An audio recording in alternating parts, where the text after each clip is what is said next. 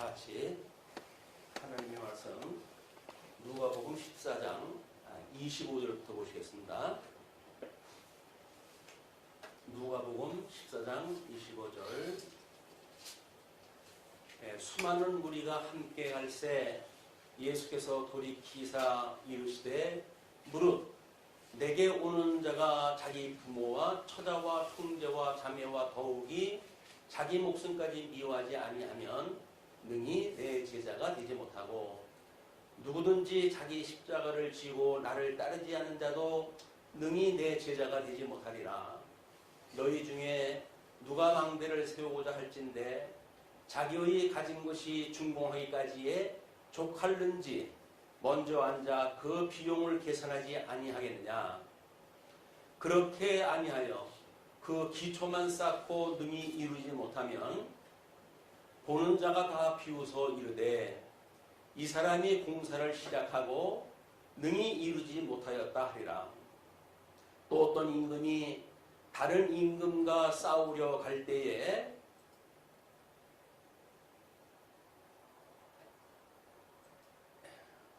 우선 30절까지 보시고 다음 계속 보기 바죠.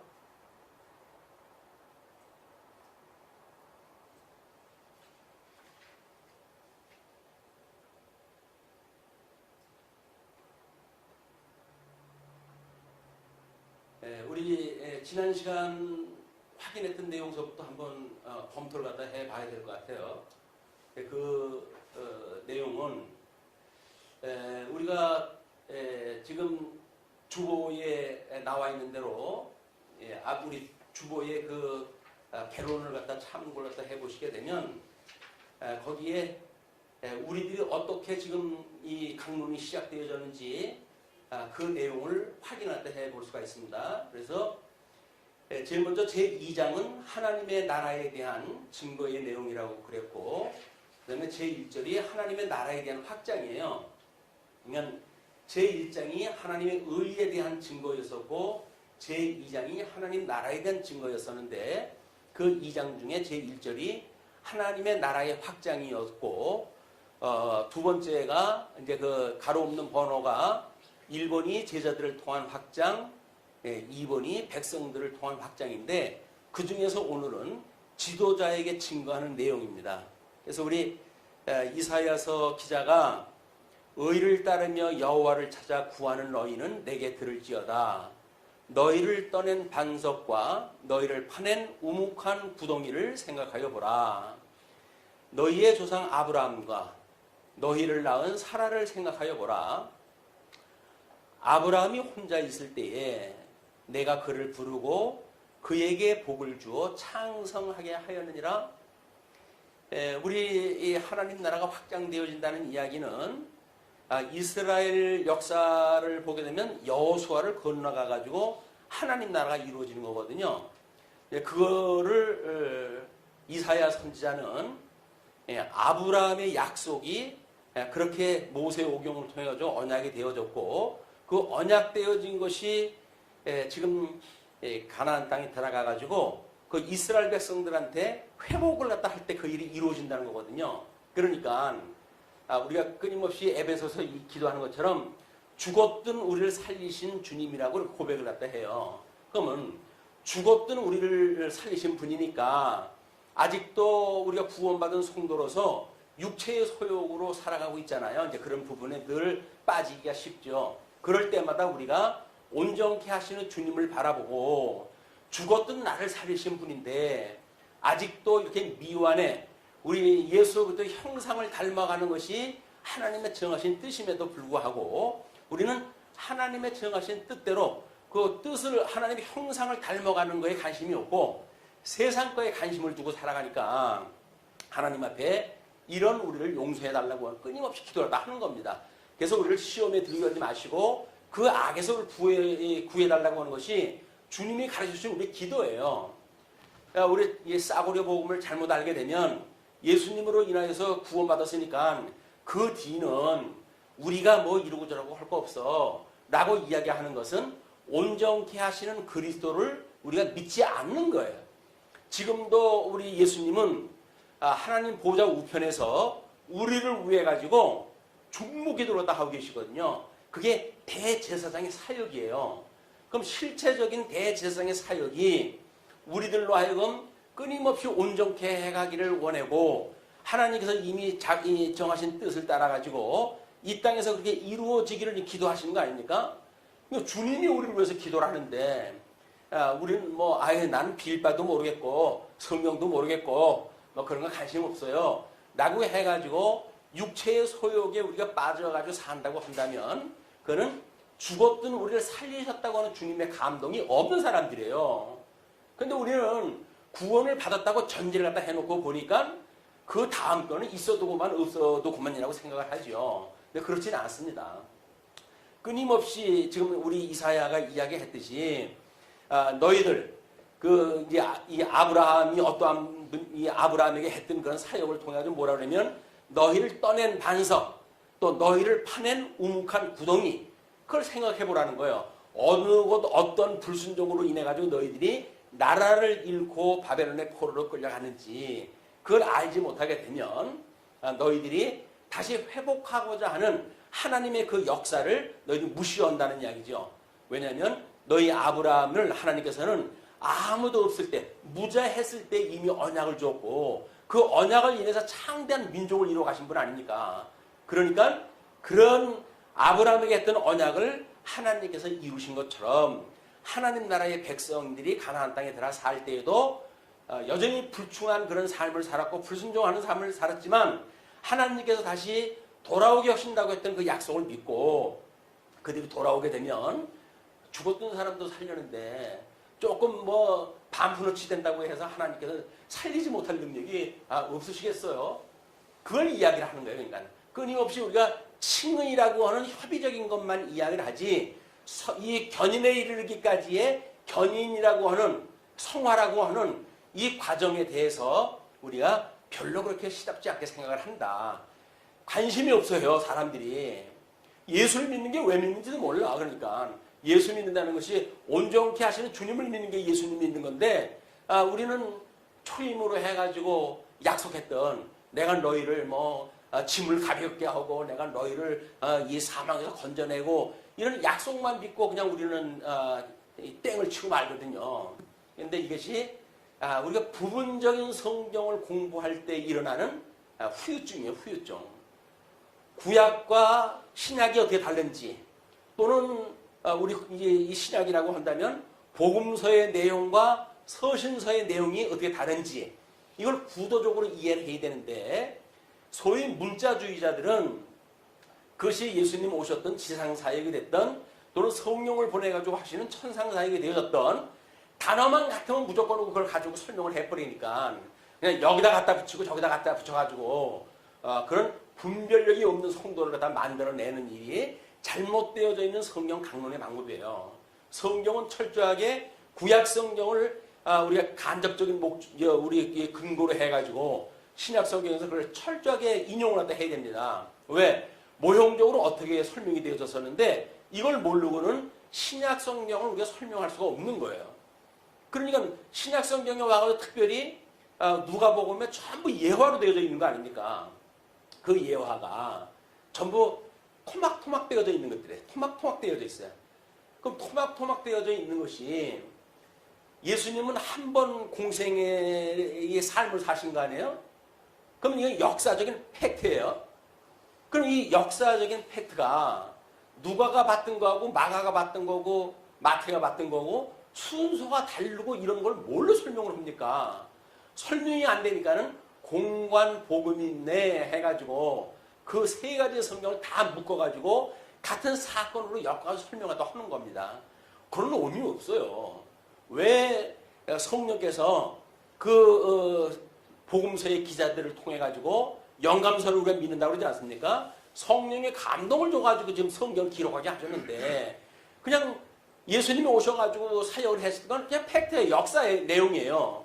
근데 그거를 마태는 마태대로 해가지고 편집을 갖다 했고 또는 마가는 마가대로 해가지고 편집을 갖다 했고 누가는 누가대로 이 편집을 했단 말이에요.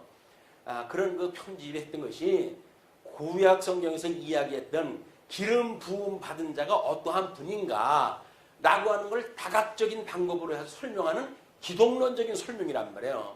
그러니까 성경은 사실은 신학서예요. 신학서. 하나님이 어떠한 분인가를 계시하는 성경이지 그걸 가지고 뭐 인간들이 이렇게 살면 복을 받고 저렇게 살면 복을 받고 하는 걸 설명해 주는 게 아니라니까요.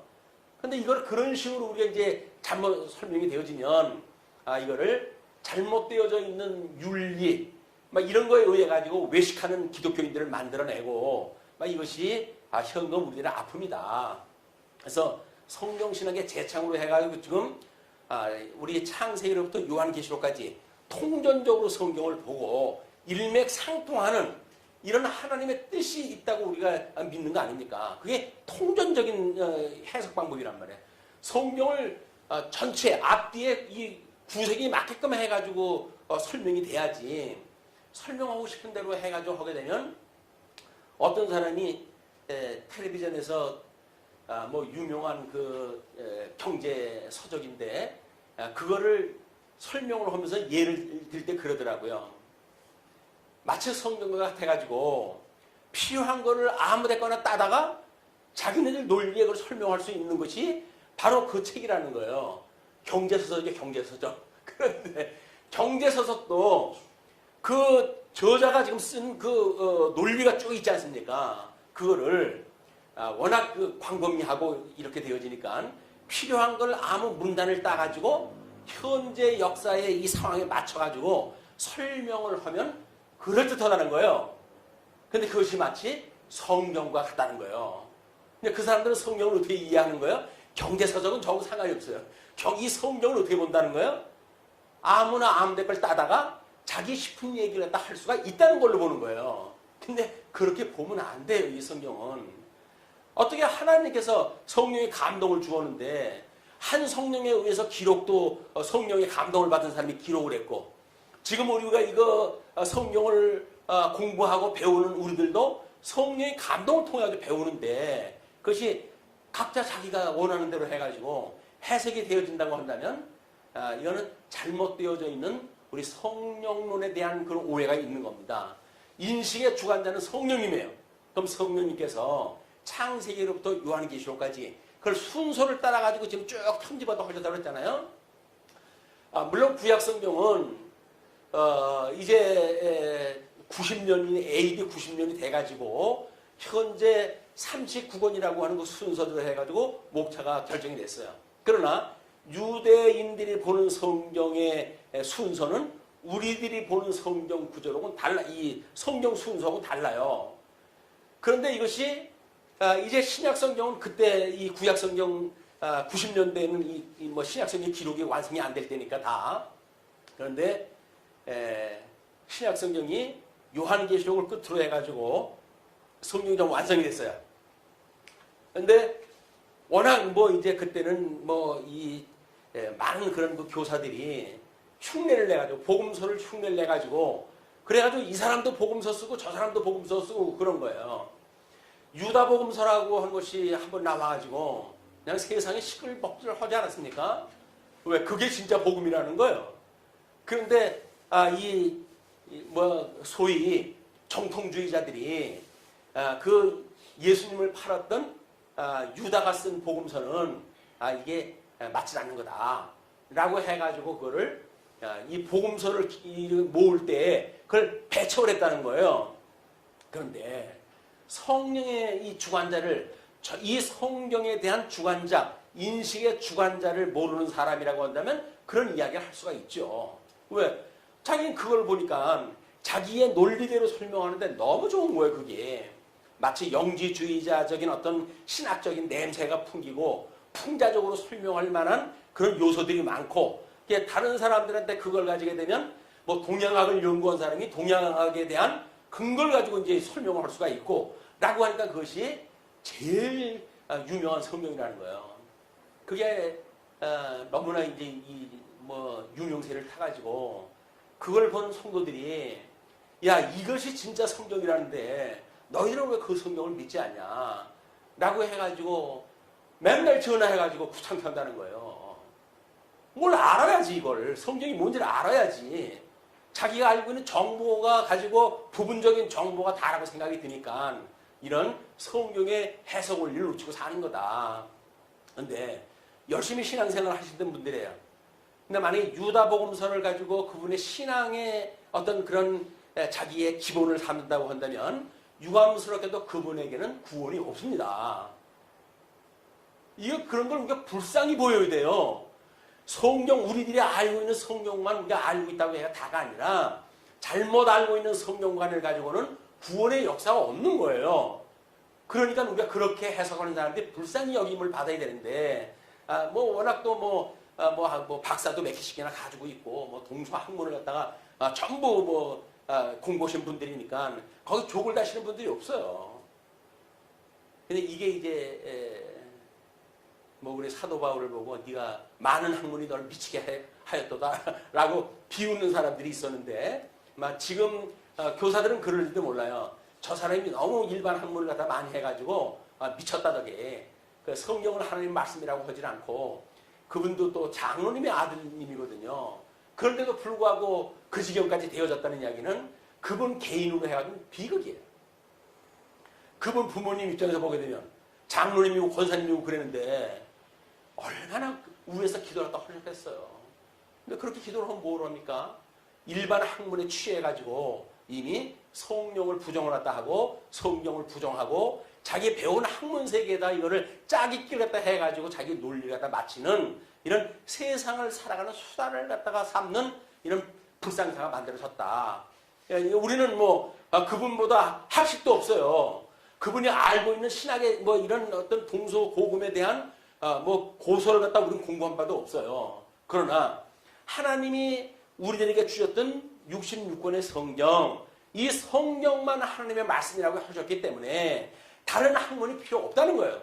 필요 없는 것이 가르치는데도 다 필요 있고 일반 공부하려면 필요가 있겠지요. 그러나 진리를 깨닫고 구원받는 데는 이 성경이면 충분하다는 이야기입니다. 이 성경을 그래서 열심히 성경을 공부하셔야 돼요. 요즘 돌아다니는 쓸데없는 그런 그 정보를 갖다 공부해가지고는 머리가 전부 혼돈스러워져요. 왜? 그 사람들은 자기 하고 싶은 얘기를 또 하는데 이거 논리적으로 공부하는 사람이 엉뚱하게 그쪽으로 가가지고 그 얘기를 들으면 뒤죽박죽 되는 겁니다. 그렇게 되면 우리가 보고 있는 그 하나님, 삼위일체 하나님에 대한 모든 그 가르침이 깨져버리고 말아요.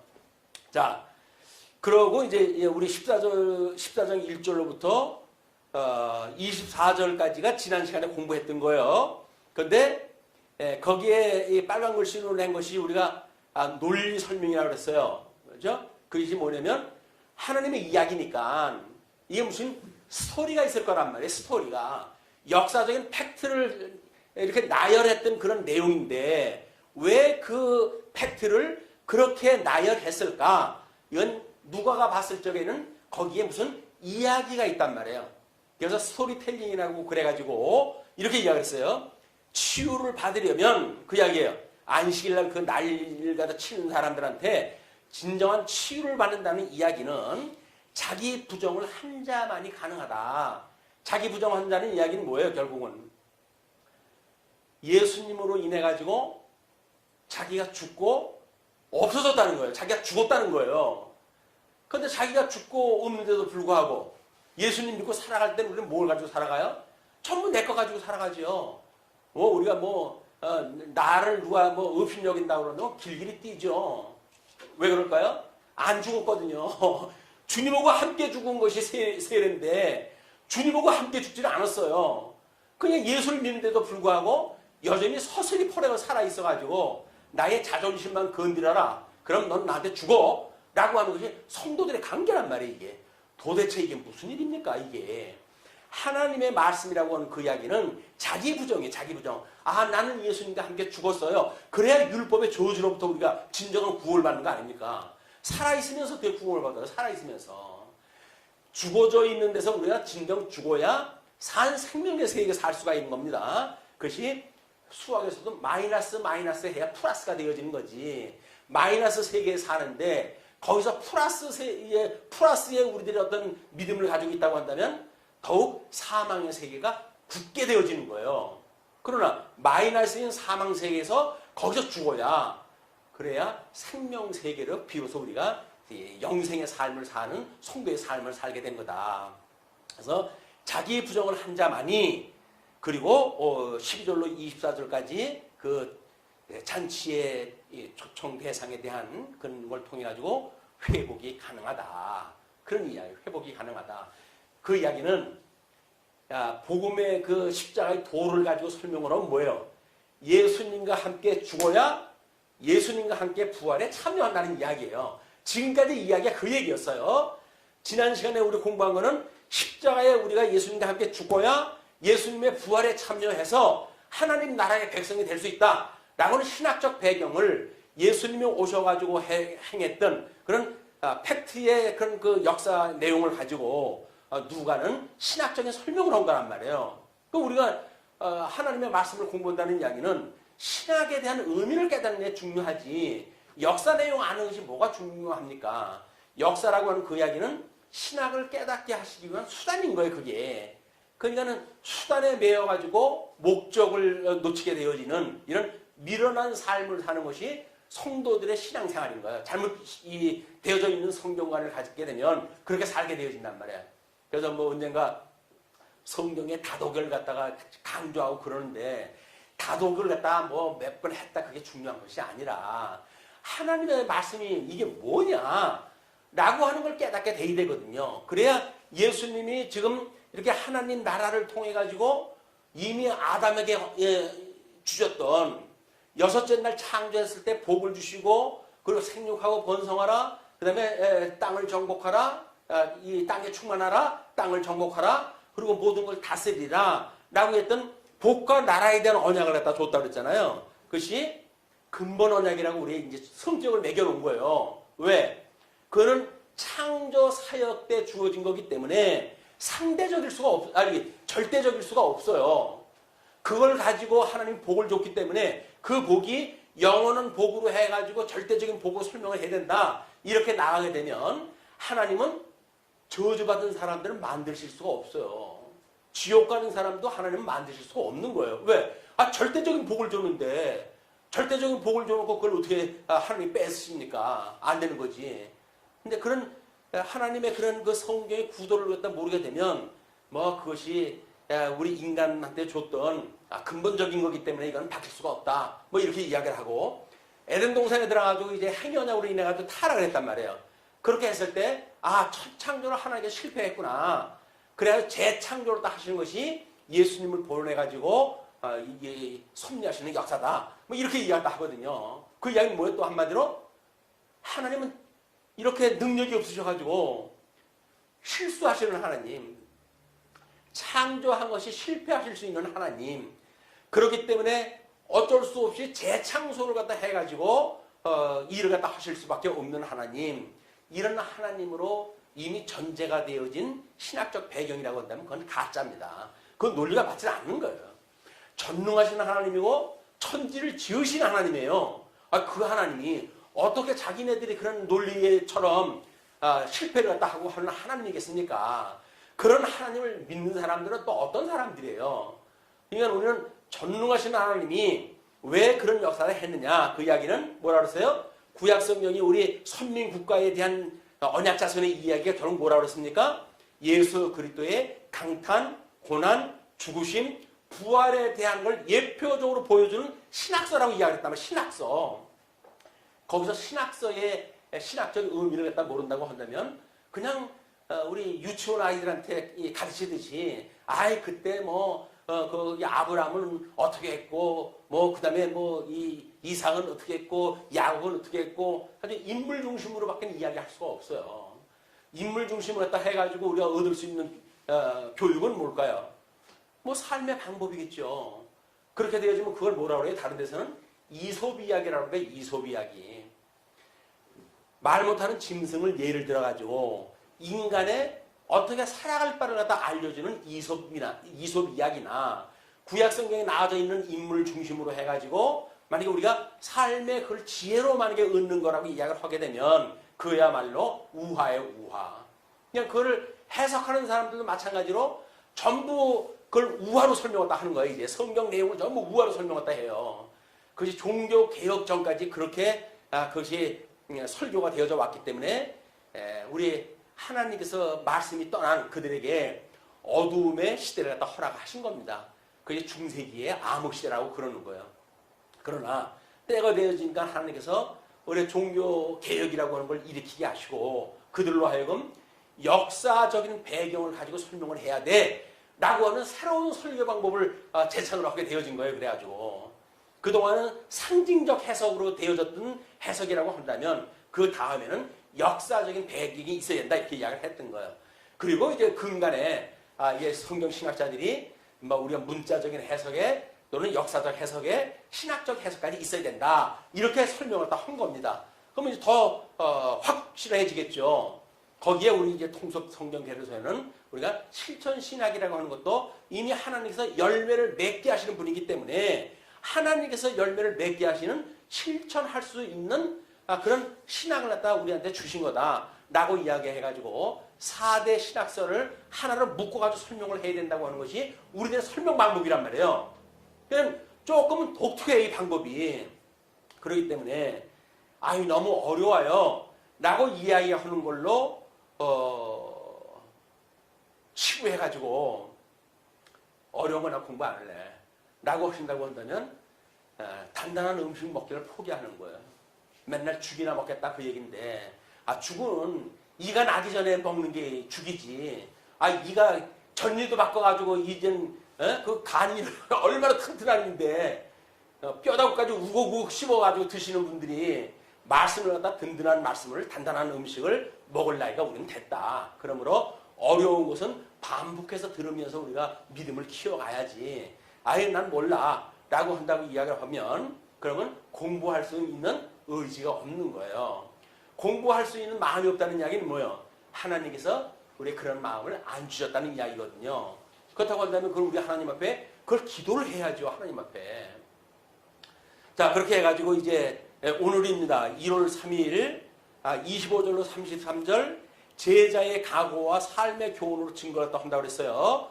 요걸 이제 예레미야 30장 21절 말씀을 인용을 또 했는데 증인의 삶이란 도대체 뭐냐 그러면 그렇게 이렇게 해가지고 구원을 받고 다시 회복이 되어져 하나님 나라 백성으로 남은 자로 해가지고 하나님의 그 언약에 참여하는 자들이라고 한다면 거기에 참여한 사람들이 어떠한 이런 제자도를 가지고 살아가는가 그것이 지금 25절로 33절까지 이야기예요. 우리 주보를 갖다 보시게 되면 주보 앞면에 대열의 문답 1번을 소개해드렸어요.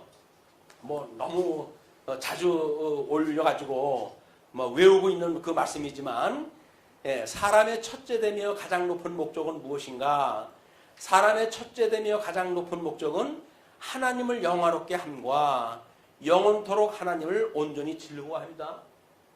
그러면 하나님을 영화롭게 하는 것, 영화롭게 한다고 영화로운 게 뭐라 그랬어요? 하나님의 영광을 우리 찬양하는 것. 그러니까 하나님이 어떠한 분인 걸 알아야 우리가 찬양을 할 수가 있지 않습니까? 그러니까 우리가 기도할 때도 하나님을 찬양을 먼저 하고 그다음에 감사를 하고 이런 기도의 구도를 갖다 이제 이야기하는 것도 하나님이 어떠한 분인가를 깨닫는 일이 중요하기 때문에 그걸 깨달은 것만큼 하나님 앞에 찬양을 먼저 돌리는 거예요, 우리가. 그리고 우리 죽었던 살리셔가지고 하나님 백성을 삼아 주셨는데 우리들한테 그렇게 그거 더 이상 감사한 게 어디 있습니까? 감사의 내용을 기도를 다 하는 거예요. 그리고 이제 구한다고 한다면 주님께서 의와 나라를 구하라고 그랬으니까 의와 나라를 구하게 되어지게 되면 나머지 건 어떻게 하신다고요? 그냥 주시겠다는 거예요. 우리 필요한 거 다 하신다는 거예요. 그러면 하나님께서 신학적인 하나님이 어떠한 분인가를 깨닫게 하시기 위해서 성경을 기록을 했어요. 그러면 성경을 통해 우리는 목적이 뭐예요? 거기에 계시되어 있는 하나님의 영광을 봐야죠. 근데 우리는 성경 공부하는 게 목적이 돼버렸어. 하나님은 거기에 나타나는 그 하나님은 별로 그렇게 중요하진 않아. 그러다가 보니까는 뭐가 그래도 살아가야 될 거 아니겠어요. 그러니까 때로는 율법주의로 살아가기도 하고 때로는 신비주의로 살아가기도 하고 때로는 세속주의로 살아갈 수밖에 없는 것이 하나님의 영광을 찾는 일이 어떠한 건지 근본 목적인 걸 우리가 놓치고 살기 때문에 그렇다. 그래서 하나님의 먼저 영광을 돌리는 일은 매우 중요한 일이죠.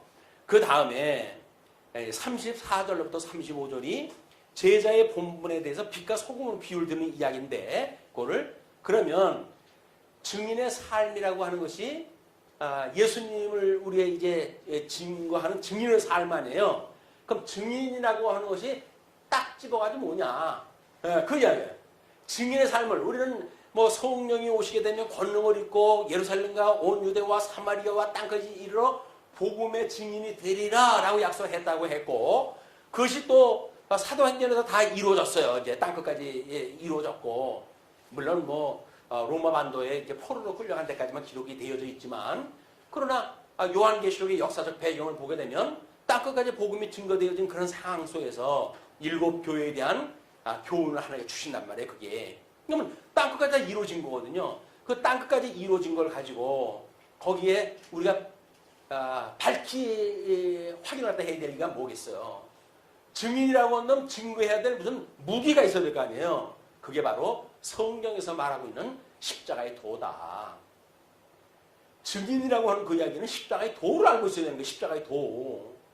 십자가의 도, 우리가 이제 그 서두에서 이야기를 했지만, 그분과 함께 죽고 함께 살아나는 것, 우리를 위해서 십자가에 못 박아 죽으셨던 예수 그리스도의 비하의 신분, 또 우리를 사망에서 건져내시고 우리 영원한 영생을 주시기 위한 승기의 신분, 이것을 이루시는 삼직에 대한 예수 그리스도의 사역, 이런 걸 통해 가지고 예수가 그리스도라고 하는 사실을 우리가 증거를 해야 되거든요.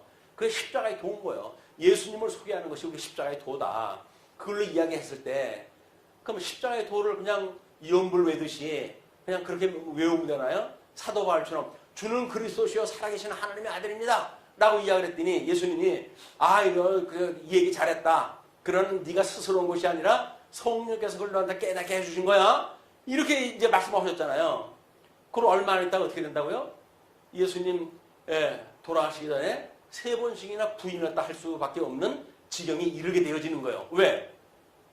그 사람이 그래도 한다 하면 하는 사람입니다. 이게 뱃사람 출신이기 때문에 얼마나 그 의협심이 강한 사람인지 몰라요. 우리보다 못나가지고 그걸 그렇게 하는 게 아닙니다. 우리보다 더 열심히고 구약성경에 아는 지식도 더 많고, 그 예수님을 직접 최측근에서 따라다녔고, 그런데도 불구하고 성령께서 붙들어 주시를 갖다 않으면 그렇게 될 수밖에 없다는 거예요. 오늘 우리가 성령을 몇천독을 갖다 했던 어떻게 했던 성령의 붙들어 주심이 없으면 아무 소용이 없다는 거예요.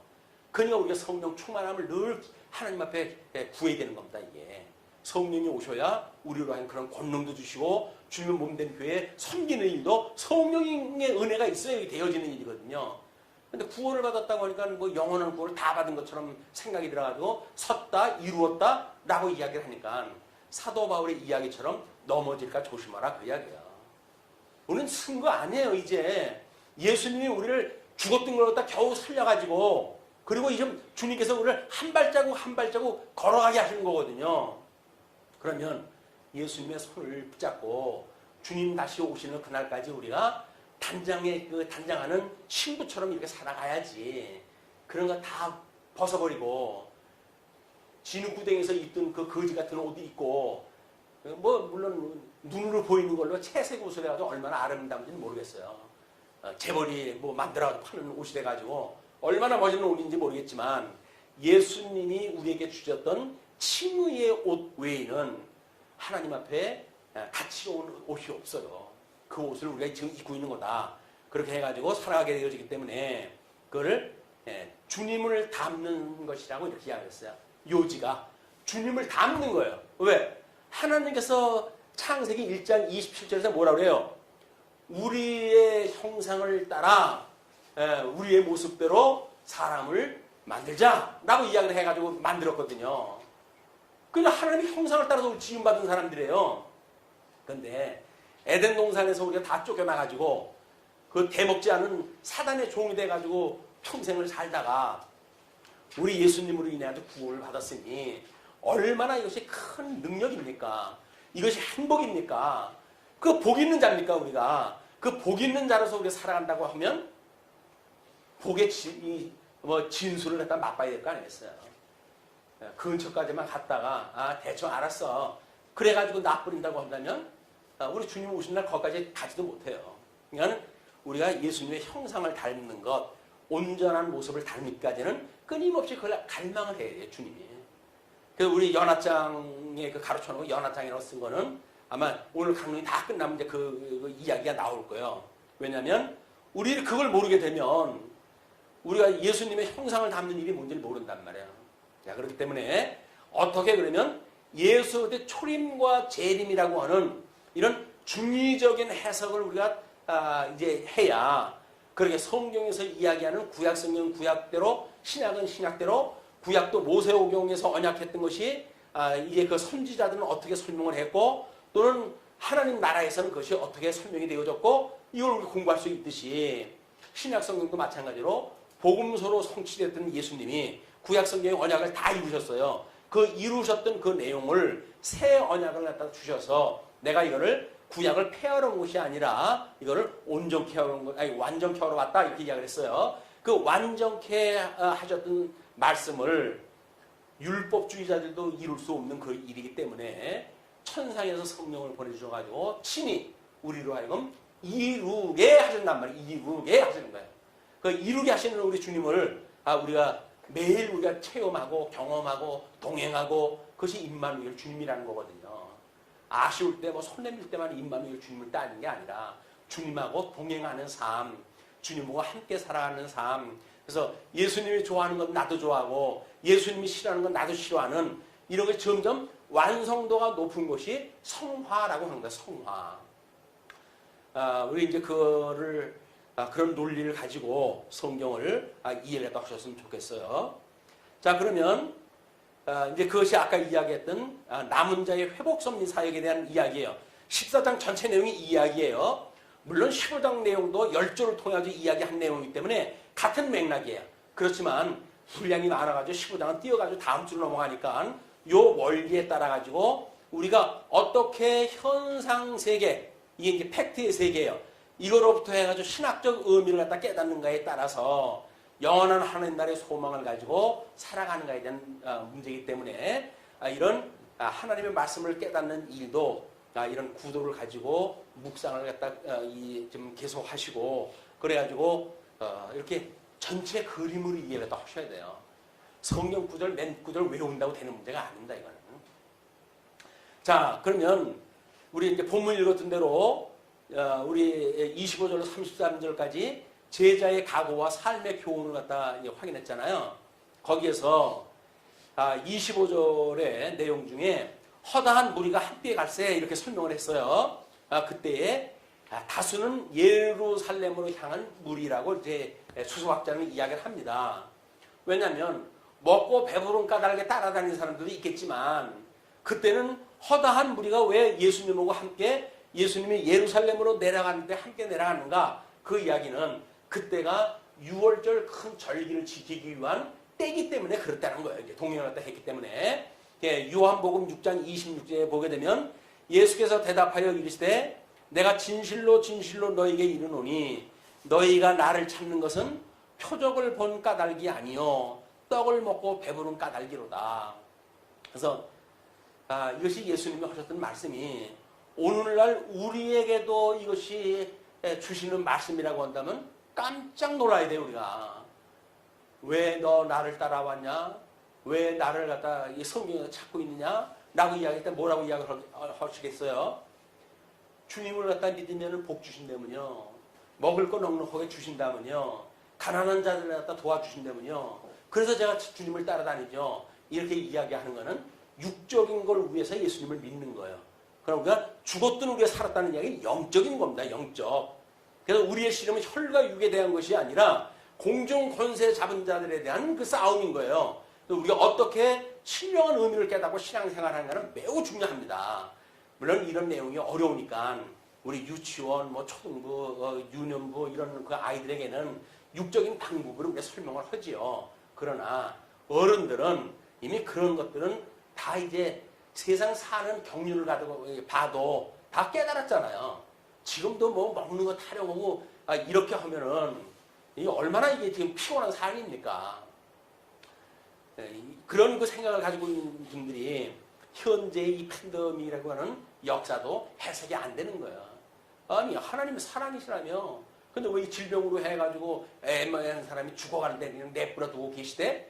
하나님이 계신데 왜 이런 꼴이 계속된대? 라고 하는 걸로 이야기를 하는 거예요. 왜? 그렇게 하시는 하나님이 믿었으니까. 하나님은 살리기도 하고 주기도 하시는 분이에요. 인간을 창조하기도 하시고 심판도 하시는 분이 하나님의 능력이거든요.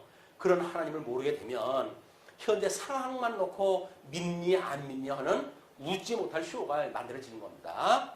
자, 그래서 26절에 보게 되면 또 미워하지 아니하면 그렇게 이제 그 나와 있는데 그걸 우리가 가치와 자기 부정이라고 하는 의미로 설명할 때 했어요. 우리 가치라고 하는 건 아까도 이야기를 갖다 했지만 아니, 자기 부정은 아까도 이야기를 했지만 예수님과 함께 죽는 거란 말이에요.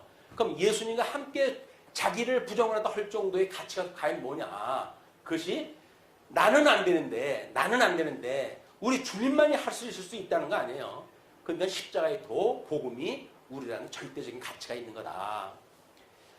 이제 그렇게 보시고 그다음에 이제 앉아가지고 앉았어요. 제자들과 함께 앉았어요. 부귀영화를 누리는 길과 목숨도 희생하여야 하는 길이다. 부귀영화를 누리는 길, 또 목숨도 희생해야 하는 길. 인생을 살다 보면 사실은 나쁜 일도 있고 좋은 일도 있잖아요. 대부분 사람들은 어두움이 지나야 우리는 밝은 빛을 본다. 뭐 이렇게 이야기를 해가지고 위로를 갖다 하고 그러지요. 그러나 그것이 방법적인 걸로만 어두운 길, 밝은 길이라고 한다면 신학적인 의미가 없는 거예요. 그건 무슨 의미가 있는 거라고요? 예수 그리스도의 죽으심과 부활이라고는 십자가의 도에만 그게 적용되는 이야기입니다. 자, 그래서 이제 아까 예화를 이제 들은 것이 29절서부터의 그 내용이거든요. 그래서 우리 29절서부터의 그 내용을 보시게 되면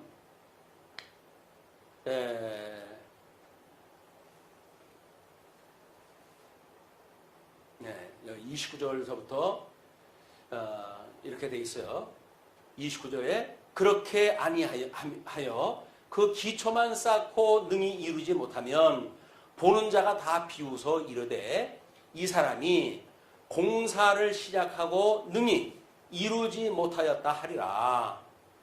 또 어떤 임금이 다른 임금과 싸우러 갈 때에 먼저 앉아 1만 명으로서 저 2만 명을 거느리고 오는 자를 대적할 수 있을까 헤아리지 아니하겠느냐. 만일 못할 터이면 그가 아직 멀리 있을 때에 사신을 보내어 화친을 청할지니라. 이와 같이 너희 중에 누구든지 자기의 모든 소유를 버리지 아니하면 능히 내 제자가 되지 못하리라. 그 이야기는 뭐예요? 아까도 이야기했지만 아니 그 뭐 얼마 안 되는 재산인데 그거 다 내놓으라고 그러면 어떡합니까? 이래가지고 우리는 하소연을 할지도 몰라요. 또 이제 교회에서는 봐라 주님의 말씀이 이렇지 않냐 있는 거 내놔라 이렇게 할지도 몰라요. 자기 이해관계에 따라 가지고 이 해석이 천차만별로 등장을 하게 되어지는 겁니다. 그렇기 때문에 지금 여기서 하는 그 이야기가 뭔지를 우리가 잘 헤아려야 될 이유가 있는 거예요. 그래서 일단 그 26절에서 이야기했던 것처럼 너희가 미워하는 것, 주님이 어떠한 분인가를 깨닫고 그 미워하는 것, 막 이런 것들이 자기 부정이라고 이야기하게 되면 우리가 여기 우리가 어떤 것을 우회해 가지고 목적적 가치가 있고 수단적 가치가 있을 거 아닙니까? 그러니까 목적적 가치를 우회하는 수단적 가치여야지. 목적적 가치가 아닌 수단적 가치에 우리가 매인다는 이야기는 뭐예요? 그냥 이 땅에만 쳐다보고 산다는 거예요. 땅의 것만 보고 산다는 거예요. 그걸 수단으로 주어졌기 때문에 그것이 부가 됐든 빈이 됐든 부가 됐든 또는 뭐 우리들한테 하나님께서 주시는 뭐 빈곤의 그런 것이 됐든 또는 부요 또는 뭐 영이 부기 이런 걸 주어졌다고 한다면 우리가 천민으로 사는 것 마찬가지라는 거. 이게 수단적 가치이기 때문에 이건 좋고 이건 나쁘다고 이야기를 하는 거는 예수님의 죽으심만 우리가 인정을 하면 돼 라고 하는 이야기랑 똑같은 거예요. 예수님의 죽으심과 부활이 쌍벽을 이루는 복음이라고 하듯이 우리들이 재산도 많아도 좋고 적어도 좋은 거예요. 왜? 그거는 우리 예수님의 가치를 갖다 깨닫는 거니까, 십자가의 도를 깨닫는 거기 때문에 거기에 인간들이 생각하는 것 같이 많은 게 좋고 강한 게 좋고 귀한 게 좋고 이렇게 이야기하는 거는 세속적인 생각이라는 거예요. 그러면 우리 주님의 뜻대로 우리 살아가는 방법이 어떻게 된다고요? 한마디로 이야기해가지고 그 이야기예요. 많아도 적어도 그거는 하나님께서 너에게 은혜의 선물로 주신 거다. 그 이야기예요. 그게 너 그냥 잠시 이 세상에 살아가는데 은혜의 선물로 맡겨놓은 거다. 그 이야기예요. 맡겨놨다는 이야기는 원래 내 거라는 거예요. 내 거 아니라는 거예요. 내 거일 수가 없어요. 내 거 아닌데 왜 생색을 내고 내 거 가지고 마치 내 것처럼 해가지고 다른 사람은 그걸로 우리가 핍박을 하고 그럽니까? 복음이 아니죠. 주님을 닮아가는 형상을 우리가 산다는 이야기는 뭐예요? 가난한 사람도 부한 사람도 하나님께서 우리를 인도하시는 방법이에요. 그래서 우리 시편에서 다윗이 이야기한 것처럼 우리가 사망의 음침한 골짜기를 지날지라도 나는 해를 두려워하지 않는다. 왜? 하나님이 함께 하시니까. 가난한데 하나님이 함께 하신다는데 제일 부유하신 분이 나하고 함께 하는데, 아니 근데 돈 몇 푼 없다고 해가지고 그걸로 기죽어야 됩니까? 또 돈 몇 푼 있다고 해서 다른 사람에서 이걸 의시해야 됩니까? 모르는 거니까. 복음을 모르니까 그래요. 함께 계신 분이 누구인지 모르니까 그러는 거예요. 천지를 지으시는 하나님이 함께 한다고 하는데 그걸 모르니까 기껏해가지고 세상 심판날 다 불구덩이다 집어넣을 거, 그것이 가치인 줄 알고 움켜쥐고 세상을 살아간다. 비극입니다. 그거는. 복음을 아는 분들은 그러는 게 아니에요. 그렇다고 해가지고 가난한 걸 위해서 기도를 하는 것도 아니에요. 하나님께서 가난하고 싶다고 해서 가난해지나요? 그런 하나님의 능력을 갖다 주셔야 또 거기서 이어나갈 수가 있지. 그냥 스스로 자기는 가난한 사람이야 해가지고 있는 거 다 팔아가지고 다른 사람 주고 그래가지고 맨발로 다니는 분도 있고 그러지 않았어요? 맨발로 다니도 여전히 가서 쉬실 집이 괜찮은 집인가 보더라고요. 네. 자기를 부정한다는 이야기는 그렇게 다른 사람에게 연출하거나 보여주기 위한 것이 아니다. 끊임없이 나는 죽어서 없습니다. 이제 내 안에 우리 주님만 살아계신 겁니다. 라고 하는 걸 끊임없이 우리가 곱씹어야 돼요. 곱씹어야 돼요. 왜? 그게 팩트니까. 그게 신앙생활에 아주 중요한 이 십자가의 도에 대한 문제니까. 그렇게 됐을 때 이제 우리가 예수님으로 인해 가지고 함께 살아갈 수가 있는 거란 말이에요. 근데 그런다고 했을 때 그 29절에 그러잖아요. 기초만 쌓고, 너희들이 만약에 기초만 쌓고 이루지 못한다고 한다면 그 이야기는 뭐예요? 우리 복음서를 뭐라 그러죠? 그거를 기초라고 그래요. 기초. 교회의 기초. 머릿돌이 된단 말이에요. 그리고 교회는 그 위에 세우는, 반석 위에다 세우는 집이거든요. 그러니까 기초를 갖다 할 때 예수님이 오셔가지고 이제 다 내가 너희들 이루어질 거야. 성령이 오시게 되면 이거 깨닫게 하실 거야. 라고 해서 승천하셨거든요. 이 지상에서 하신 일을 다 끝나고 올라가셨단 말이에요. 그런데 교회에 초청을 받은 사람들이 헌대는 얘기가, 아이 주님이 나 구원을 시켜줬는데 뭐가 더 필요해? 라고 하는 그 이야기는 뭐예요? 그 위에다가 집 짓는 일을 안 하겠다는 이야기예요. 교회를 우리가 섬긴다는 이야기는 그 반석 위에다 집을 짓는다는 이야기입니다. 집을 짓는다는 이야기. 거기에 집을 짓는다는 이야기가 뭐예요? 내 안에 내가 지어져가는 성전이라고 고백하는 삶을 산다는 이야기거든요. 내 안에 정말 성전을 지어가고 있습니까? 내 안에 성전 때문에 우리가 지어가고 있는 삶인가요? 그게 아니고 종교 생활 얼마든지 할 수가 있죠. 그런데 만약에 그렇게 했을 때 우리가 교회 생활을 해야 되니까 이것도 해야 되고 저것도 해야 되잖아요. 그거를 보통 기독교 윤리라고 사람들이 이야기를 하는 거예요. 이렇게 예수님을 믿으면 이렇게 살아야 된다는 이야기거든요. 그런데 우리 성경에서는 경건의 모양은 있으나 그거를 주관하시는 자를 부정하게 되면 그런 자들 앞에서 너는 속히 돌아서래요. 왜? 흉내만 내는 사람들이니까. 흉내내는 사람들을 뭐라 그래요? 그게 속과 겉이 다른 사람, 외식하는 사람. 그걸 예수님 제일 싫어했던 바리새인들의 모습이란 말이에요. 바리새인들의 모습. 근데 그 바리새인들이 함께 성경에서 공부할 적에는 복음서에서 이야기를 하니까 그러네. 저게 왜 시키는 거네. 라고 해가지고 우리는 예수님의 그 말씀에 동의를 할 수가 있어요. 근데 실질적으로 주님의 몸된 교회에 그 집을 지어가는 삶에 우리가 있을 때에는 그런 게 부담이 되어지거든요. 예수님이 다 해주신다고 그러는데 저한테 좀 어려움 없이 해주세요. 뭐 그렇게 힘들게 하십니까? 라고 해가지고 마치 그냥 뭐 무임승차라고 해가지고 아무런 거기 믿음을 화합하는 조건이 없다고 생각이 드니까 거기에 히브리서 기자가 우리한테 경고했던 것처럼 그들이 왜 복음을 듣고도 거기에 참여치 못했는가? 그 이야기는 복음에 자기 믿음을 화합지 못했기 때문에 그런다는 겁니다. 객관적인 진리는요, 우리가 믿거나 믿지 않거나 그냥 진리예요. 뭐가 대단하다고 그걸 우리가 믿어야 주님께서 진리라고 그러시겠어요.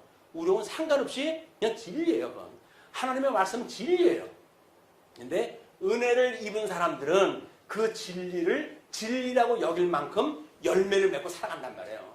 아닌 사람들은 그 사람들은 이제 그거 믿음을 화합지 않으니까 도중 하차가 되어지는 이런 문제가 만들어진다. 다음 30절로 32절 그 이야기도 똑같은 이야기지. 전쟁에 대한 예를 갖다 해가지고 소개가 되어진 건데, 하나님과 원수되어졌던 30절에 그렇게 설명이 되어져 있죠. 사람이 공사를 시작하고 능히 이루지 못하는 것, 또는 어떤 임금이 싸움을 싸우러 했을 때 그 이야기예요. 거기에서 이제 우리가 이것이 여지껏 설명했던 복음적인 배경입니다. 그 복음적인 배경이 뭐예요? 하나님과 원수되어졌던 것이 우리 자연인의 모습이란 말이에요. 그렇기 때문에 우리가 예수님에게 이런 복음을 듣고 이제 그분하고 우리가 이제 따라서 간다는 이야기는 뭐예요? 하나님과 원수 맺었던 관계에서 화목을 이룬다는 이야기 아니에요? 화목을 이룬다는 이야기. 그렇게 되어지게 되면 우리는 그 예수님으로 말미암아 구원을 받는 거니까 그 율법적으로 해가지고 구속을 받는다는 이야기가 직접 나가서 자기가 싸워가지고 그걸 쟁취한다는 이야기거든요. 그런데 그렇게 해가지고 될 수가 없는 일이기 때문에 하나님께서 독생자를 우리한테 보내주셔가지고 십자가에 못 박아 죽게 하시고 그리고 우리의 예수님을 다시 살려주심으로 해가지고 복음적인 그런 율법에서 모든 그 율법이 요구하는 그 복음을 친히 이루셨다. 그것이 예수님을 통하지 않고는 화친할 수 없다는 겁니다. 근데 유대인들한테 경계하는 거예요, 이게. 너희들 그렇게 믿고는 구원받을 생각 하지를 마라. 그 이야기거든요. 오늘 살고 있는 우리들은 마찬가지예요. 예수님께 이런 그 말씀은 어떤 인간의 행위를 통해서 구원받는 게 아니다. 아까도 이야기를 했지만 경건의 모습을 있다고 해가지고 하나님께서 칭찬하진 않아요. 하나님께서는 이런 제사보다는 순종을 원하시는 분이지 무슨 주일날 모여가지고 어쩌고저쩌고 이렇게 해가지고 하나님 보시기에 좋았을까? 라고 하는 거에만 관심을 갖고 있다는 이야기는 자칫 성경을 놓치게 되면 복음의 핵심을 놓치는 거예요. 복음의 핵심을 놓치는 일이 결국은 이렇게 하나님과 화목을 취해야 되는데 화친을 취하지 못하게 되어진다. 그것이 우리 이제 32절에 만일 못할 터이면 그가 아직 멀리 있을 때에 사신을 보내어 화친을 청할지니라. 사신을 보낸다는 이야기는 뭐예요? 예수님을 영접해가지고 구원을 받지 않으면 방법이 없다는 겁니다. 그래서 이와 같이 너희 중에 누구든지 자기의 모든 소유를 버리지 아니하면, 그러니까 여기서 소유라고 하는 그 이야기를 제일 우리가 세상을 살아가면서 높은 가치가 뭐라고 그러죠? 그걸 재물이라고 여기거든요. 그래서 신약성경에서도 재물과 하나님을 겸하여 섬길 수 없다 이렇게 설명을 해요. 그러니까 여기서 말하는 걸 재물로만 이야기를 하는데 우리가 가치로 여기는 모든 것들을 말하는 겁니다. 가치로 여기는 모든 것들이니까 우리 소유, 우리가 뭘 할 수 있다고 만약에 믿는 행위의 조건이 있다고 한다면 그런 생각을 버리지 않으면 구원받을 수 없는 거예요.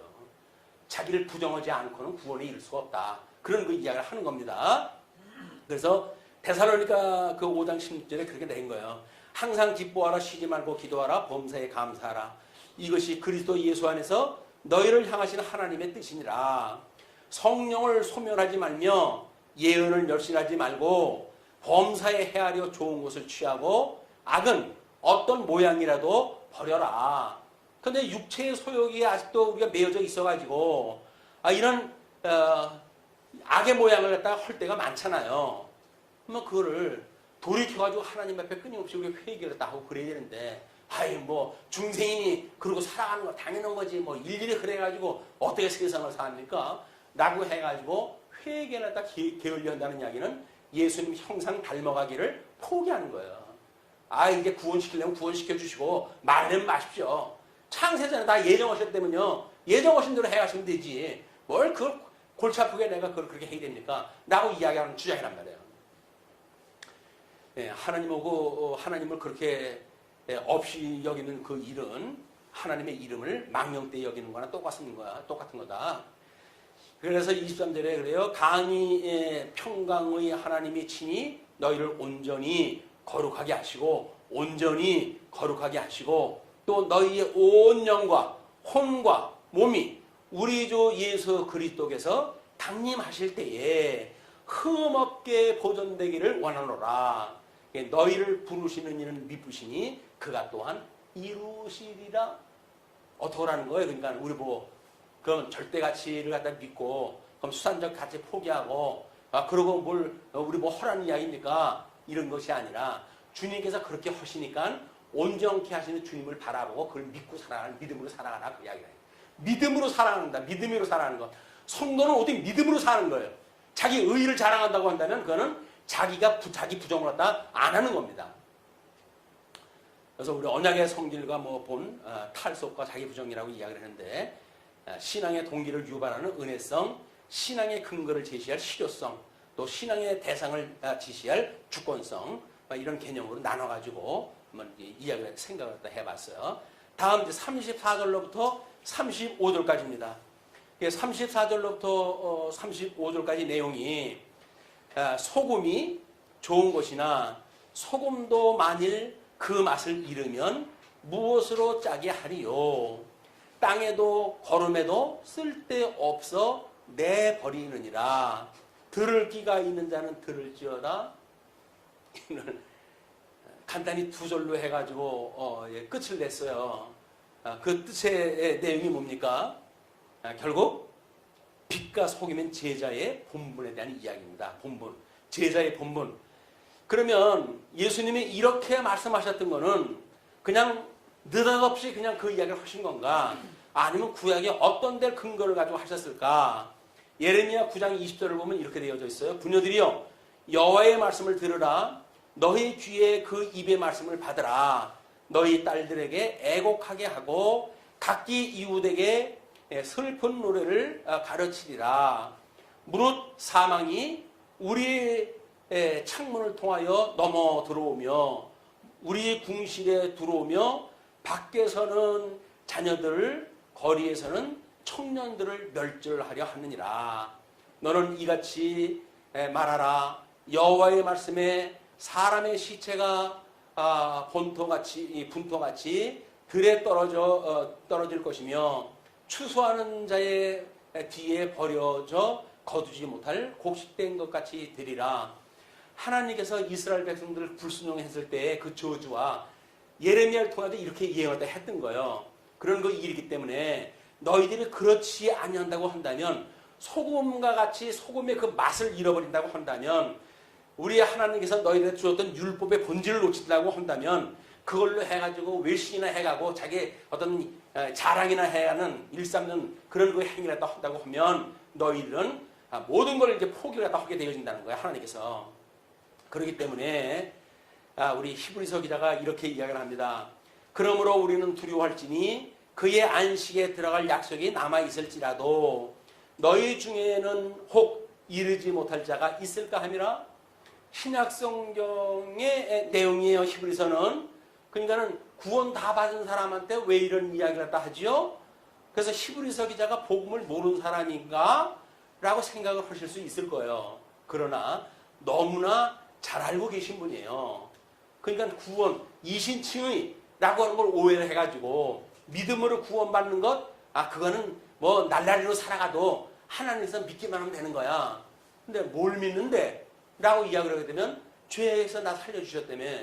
죄에서 살려주셨고, 너를 살려주신 분이 또 어떻게 하시는데 너로 하여금 거룩하게 하시는 분이라고 믿냐? 그게 믿어지면 거룩한 분은 믿어야 될 거 아니겠어요. 거룩하게 하시는 분을 믿어야 우리가 온전케 하시는 그분을 바라보고 살 거 아닙니까? 근데 그거는 왠지 부담스러워. 왜? 허락을 하는 게 많거든요, 여기에는.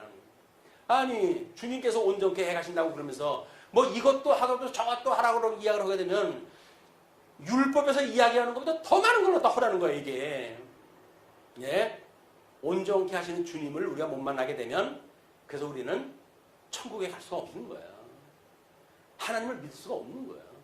근데 온전케 하시는 예수님을 만나면 그분이 온전케 하신다고 그러니까 아유 주님이 하시는군요. 주님 못 만났으면 내가 어떤 건 했어요. 라고 이제 그분을 향해가지고 함께 우리가 살아가는 일이 이 삶의 기쁨이 돼야 되는데 예수님 믿고 뭐 생각하는 거는 잠시 잠깐 교회 왔을 때만 그리고 헤어져 세상에 나가게 되면 그 다음에 뭐 일상에 빠져가지고 이러고 저러고 살아가야 되니까 예수님 다 잊어버리고 살아가게 되어진다. 예, 그래서 이제 거기서 이제 그들에게 그들과 같이 우리도 복음 전함을 받은 자이니 들은 바 말씀이 그들에게 유익하지 못한 것은 듣는 자가 믿음과 결부시키지 아니함이라. 이미 믿는 우리들은 저 안식에 들어가도다. 예, 그가 말씀하신 바와 같으니 내가 노하여 맹세한 바와 같이 그들이 내 안식에 들어오지 못하리라 하셨다 하였으니 세상을 창조하실 때부터 그 일이 이루어졌느니라. 그래서 우리가 아버지의 뜻이 하늘에서 이루어진 것처럼 이 땅에서 이루어지기를 끊임없이 기도한다 하는 거예요. 왜? 창조 사역을 통해 가지고 이미 그 예정대로 이루어가시는 이 기본을 갖다 다 만드셨거든요.